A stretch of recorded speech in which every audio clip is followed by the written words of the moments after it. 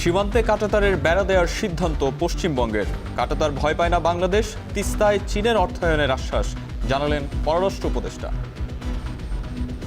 বাংলাদেশের মানুষ কাঁটাতার ভয় পায় না, বাংলাদেশের সরকারও কাঁটাতার ভয় পায় না। যেখানে আমাদের কথা বলা দরকার আমি কথা বলবো। দুর্নীতি সন্ত্রাস নিয়নে ব্যক্তির রাজনৈতিক পরিচয় নয়।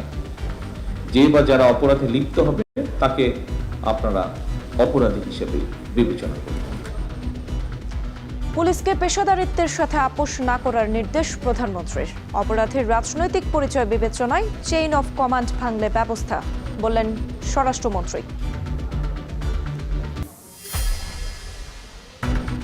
এবারের ঈদযাত্রা চ্যালেঞ্জিং হবে, যানজট কমাতে 3 ধাপে গার্মেন্টস ছুটি।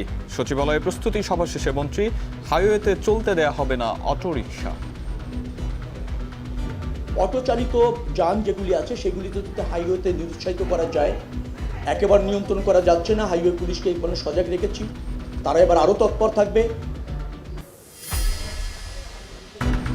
হামের প্রাদুর্ভাবে আরও 6 শিশুর প্রাণহানি, মৃত্যু ছাড়ালো 400। আইসিইউ শয্যা সংকটে অসহায় অভিভাবকরা, টিকার সুফল পেতে আরও কয়েক সপ্তাহ, বললেন স্বাস্থ্যমন্ত্রী।